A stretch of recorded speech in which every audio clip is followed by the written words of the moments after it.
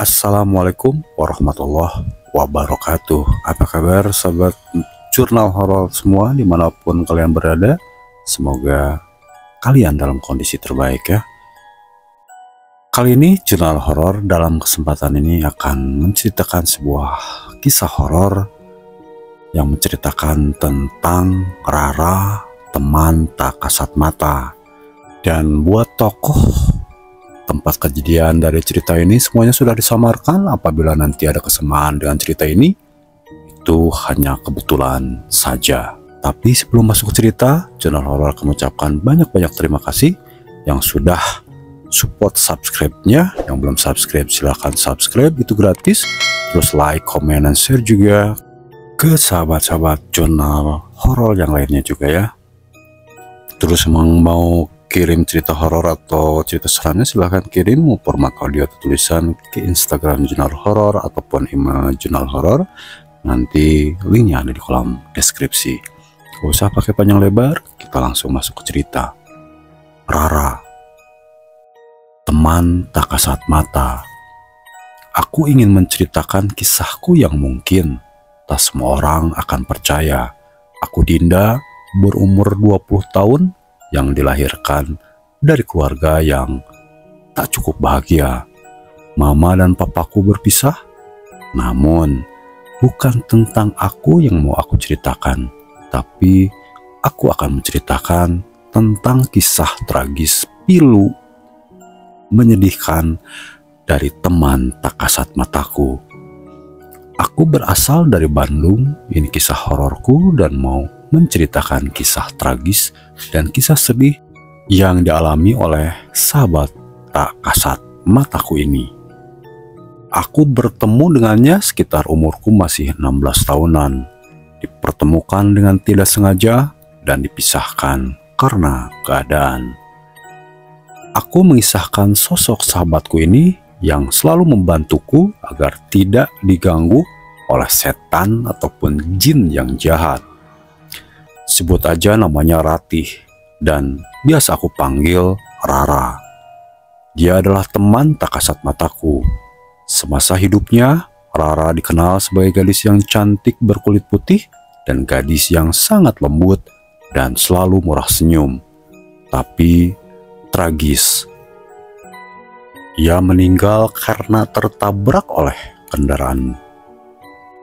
Ia tergeletak dan bersimbah darah dan mukanya hancur berantakan. Dan si penabrak melarikan diri dan sampai sekarang belum diketahui keberadaannya. Kecelakaan itu bermula saat Rara sedang mengendarai motor kesayangannya ketika ia pulang ke rumahnya yang cukup jauh dari sekolah.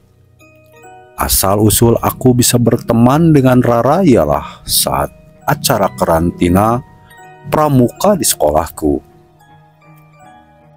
Saya dikarantina di sekolah dengan teman-teman yang lain agar waktu latihan kami lebih banyak dan untuk mendisiplinkan kami semua. Pada hari itu yang sudah memasuki malam hari dan di sekitaran pukul 20 malam saat kami semua beristirahat dan nonton bareng pertandingan sepak bola di lapangan sekolahku. Para senior dan teman-temanku menikmati pertandingan itu, tapi aku merasa tidak nyaman dan tiba-tiba saya mengalihkan pandangan ke kelas yang sedang direnovasi. Kelas itu tampak gelap dan memang kelihatannya saja sudah angker. Dan aku melihat sosok gadis berambut panjang dan bermuka hancur berlumuran darah melambaikan tangannya ke arahku. Ya seperti ingin sekali kuhampiri. Aku penasaran, apakah yang aku lihat itu juga bisa dilihat oleh temanku. Aku lalu bertanya kepada temanku, Ratna. Rat, lihat, sambil menunjuk ke arah kelas kosong itu. Kenapa kelas kosong? Jawab Ratna. Aku hanya terdiam dan sedikit aneh dengan diriku sendiri. Dan pada saat latihan untuk acara jambore pukul 16 keesokan harinya, aku merasa kelelahan lalu pingsan. Dan bukan hanya aku yang pingsan, tapi ada teman-teman aku pun yang banyak yang pingsan. Salah satu temanku bahkan kerasukan, dan dia dibawa ke tempat di mana aku beristirahat. Tak ada yang menyangka kerasukan yang hanya dialami oleh satu orang itu tiba-tiba menjadi massal, dan aku pun ikut kerasukan. Dan aku adalah orang yang terhitung cukup lama kerasukan, hingga akhirnya seniorku mendatangkan orang bisa atau paranormal untuk mengobatiku. Paranormal itu mengatakan bahwa sosok gaib yang masuk ke tubuhku berjenis kelamin laki-laki dengan rambut gimbalnya, dan ia sering memperhatikanku saat latihan pramuka. Dan si sosok gimbal itu ingin membawaku ke alamnya. Saat diobati, tiba-tiba sosok gaib yang berambut gimbal itu hilang, tapi digantikan oleh seorang gadis yang bermuka hancur berlumuran darah, dan ia adalah Ratih atau aku sebut Rara. Rara menguasai tubuhku.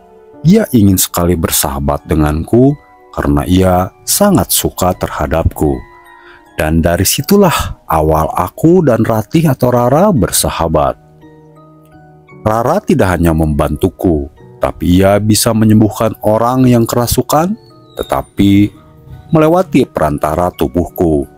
Ia akan marah saat ada orang yang membicarakanku dari belakang, dan ia selalu memberitahuku jika ada orang yang membenciku. Aku tidak tahu aku harus bersikap seperti apa, antara harus bahagia atau malah menjadi risih. Rara selalu ikut kemanapun aku pergi. Ia bisa merasakan kenyamanan saat dekat denganku. Kebetulan, aku adalah anak broken home yang butuh sosok teman. Dan saat Rara hadir di kehidupanku, dia sangat berperan penting dalam hidupku. Aku sering bertukar cerita dengannya. Dia selalu memelukku saat aku kelelahan dan butuh sandaran. Namun, sayangnya, lama-kelamaan aku menjadi risih karena tidak ada orang yang ingin berteman denganku. Karena mereka takut dengan sosok Rara. Malahan ibuku mencoba berbagai cara agar Rara pergi dari kehidupanku. Karena ibu sering memperhatikan dan melihatku berbicara sendirian dan selalu bermain sendiri. Namun, sayangnya, usaha ibuku itu tidak pernah berhasil. Saat aku menjadi alumni pramuka pun, tiba-tiba Rara juga pergi dari hidupku. Dia pergi tanpa berpamitan, dan aku tidak tahu dia kemana. Setelah beberapa bulan, tiba-tiba Rara datang kembali dan dia menceritakan semuanya kepadaku. Dia tidak ingin aku kesepian. Dia ingin selalu bersamaku. Tapi dia merasa sedih dan bersalah saat aku tidak ada yang menemani. Dan mau tidak mau, Rara pun harus pergi ke tempat asalnya dan tidak akan menggangguku lagi. Terima kasih, Ra, sudah mau membantu dan menemani hari-hariku yang penuh kesedihan ini. Aku berharap saat aku butuh Rara, Rara ada di dekatku. Ucapku sambil menahan air mata agar tidak jatuh lagi. Dia tidak berbicara sedikit pun. Dia hanya memelukku dan tiba-tiba hilang. Sayangnya, sampai saat ini Rara tidak pernah hadir dan benar-benar pergi dari kehidupanku. Nah, itu sebuah cerita kisah horor. Semoga kalian pun yang punya teman tak kasat mata, ya bisalah nanti bercerita lebih lanjut lagi ke jurnal horor. Silahkan komen di bawah ya, nanti bisa berbagilah buat teman-teman yang lainnya.